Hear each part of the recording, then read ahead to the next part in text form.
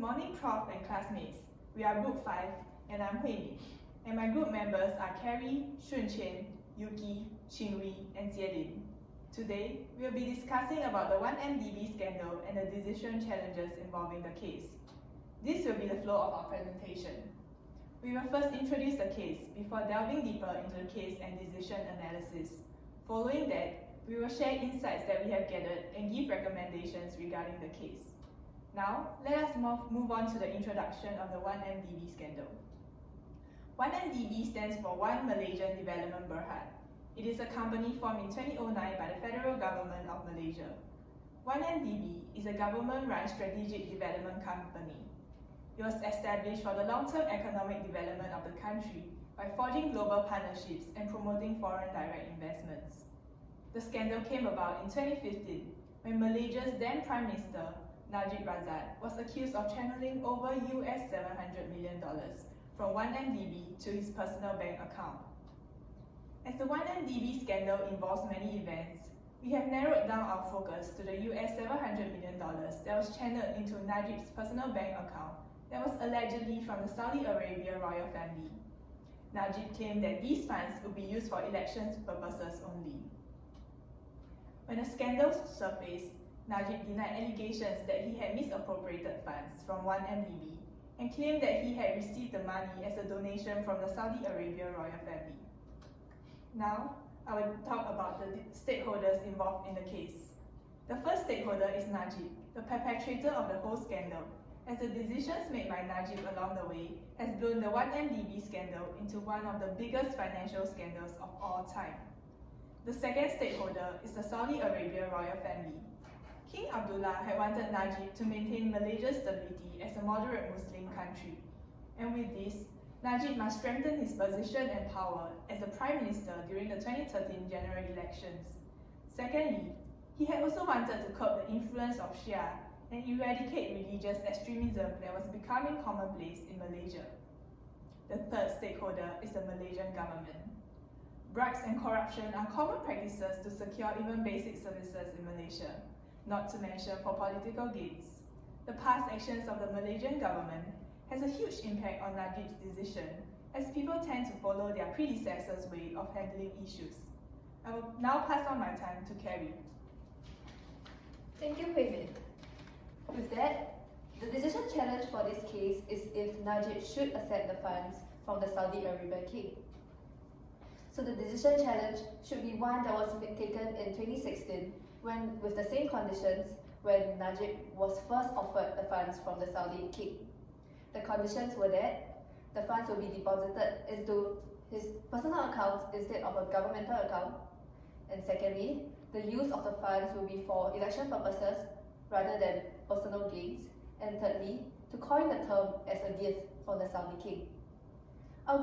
Since our group is analysing the case in 2020, when a series of corruption acts done by Najib had already been exposed, it would lead us to assume that the funds were indeed a form of corruption that Najib tried to hide based on the past action of Najib from 2015 till present.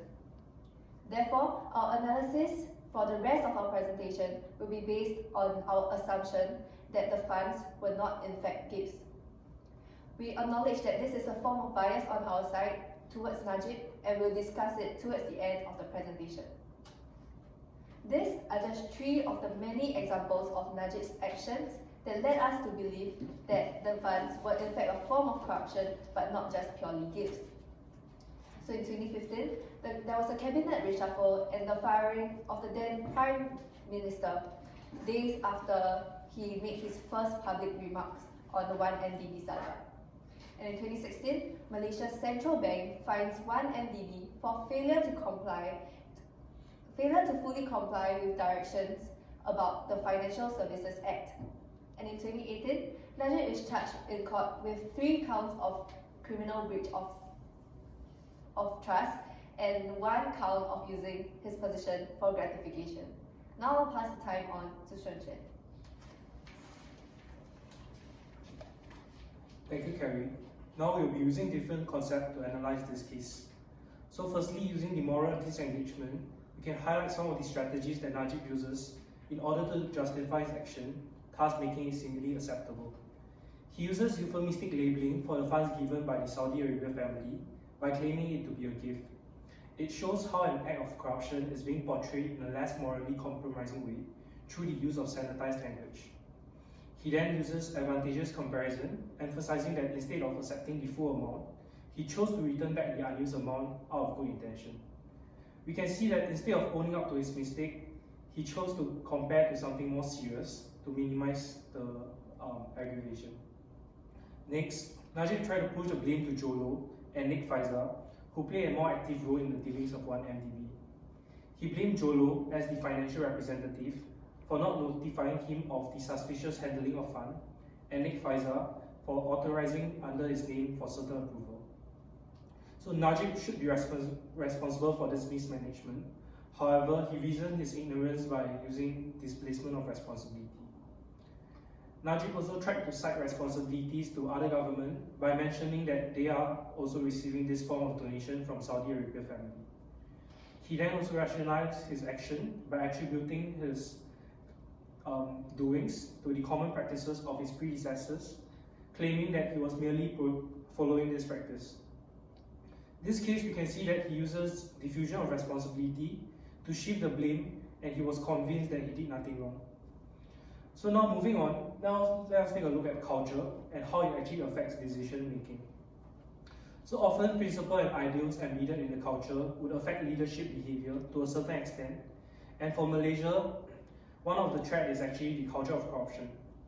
So despite attempts to resolve this issue, so the efforts actually seem to be ineffective. And moreover, based on the survey conducted in Malaysia, it shows that majority still do perceive Malaysian political party to be highly corrupted till today. So in addition, for Malaysia, coupled with corruption, there's also an issue about high power distance. So they face high degree of uneven distribution of power, and this uneven and gathered power are amongst the higher up, and thus it reduces the ability to monitor and implement any effective measure to counter corruption. The reason is because the ones who are actually capable of making such decision making are actually the ones who are actually corrupted. Therefore, we can see that culture actually do determine social norm, making behavior to be seemingly acceptable even for cases of corruption in Malaysia. Now I shall pass the time to Yuki to elaborate more about other concepts. Thank you, Sun Quan. I'll now move on to talk about the biases we believe Najib may have fallen for, which caused him to make the decision of accepting the funds from Saudi Arabia royal family. The biases are controllability bias, escalation of commitment, and loss aversion bias. Firstly, we believe that Najib thinks he has a significant amount of political leverage over the country because he was the Prime Minister of Malaysia for 9 years. Since he has been covering his past corruption acts, they assume that he will be able to deal with the consequences of accepting the funds and has the ability to cover up his acts of corruption again. Next, Najib and Saudi Arabia royal family have a deep tough alliance as the leaders of Islamic nations. Having maintained this close relationship for so many years, Najib did not want to break the harmony between both parties. This is why, even though he knew that there are risks in accepting the funds through his personal account, he chose to accept it as a token to strengthen his position as a Prime Minister, showcasing the escalation of commitment. Lastly, we believe that Najib may also fall for loss aversion bias. Since he was offered the funds by Saudi Arabia without asking for anything in return, he might have already perceived this fund as the money he can potentially own. A rejection of these funds seemed like a loss on his part because it doesn't cost him anything to accept it. Based on prospect theory, this might have resulted in a loss-averse mindset where he would rather accept the fund, convincing himself that it was for the nation, than to reject it and lose a lump sum all in all. To conclude, these three are the biases we believe Najib has formed while he was making the decision. However, these biases do not justify his action at all. Which leads to my next question. How did Najib justify his decision of accepting the fund? We will be analysing it through four-corner analysis with deontology and consequentialism as a criteria. So for deontology, Najib as the leader of Malaysia should ensure that the financial requirements of his party are met.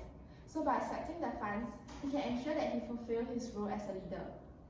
On the other hand, we can also argue that It is unethical to be using the national fund for personal gain, especially when the funds are channeled into a personal account.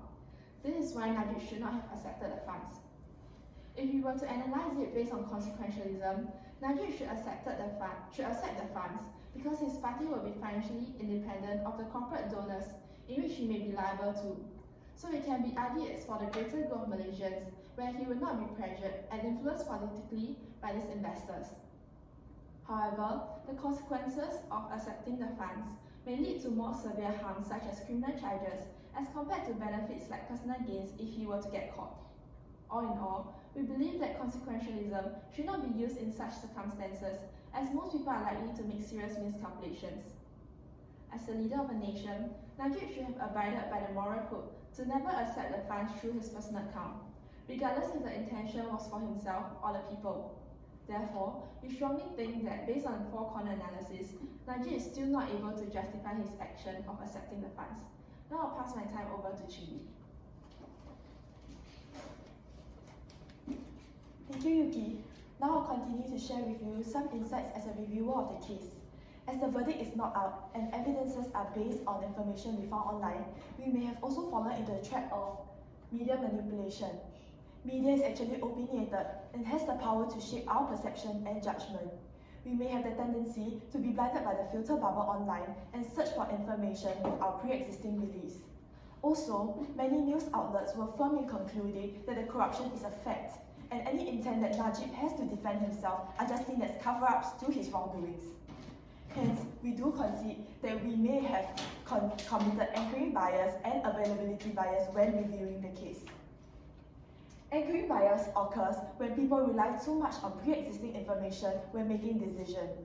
For our case, due to the fact that the Saudi Arabia funds is part of the 1MDB scandal, we have anchored the fact that the funds is part of a corruption scandal and hence have prior assumptions, instead of judging it on a case-by-case basis. Secondly, availability bias is the tendency to think that examples that come readily to mind are more representative than the actual case itself.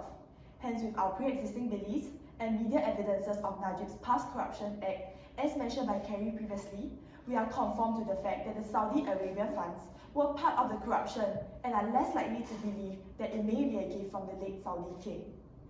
Hence, taking into account our biases, this has brought us to come up with another perspective which we feel that should be considered. What if the Saudi Arabia funds are really a gift from the late Saudi king?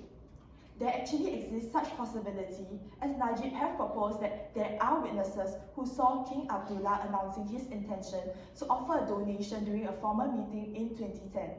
Najib also justified that the cash was deposited into the CSR political account, which was under his name, and it was for the welfare and political purposes, but not an act of corruption. Hence, when assessing the case and taking into account that Najib's statement might have been true, it could have altered our analysis, as we have previously assumed that the act of accepting the funds was a form of corruption. Now I'll be passing on my time to Jielin.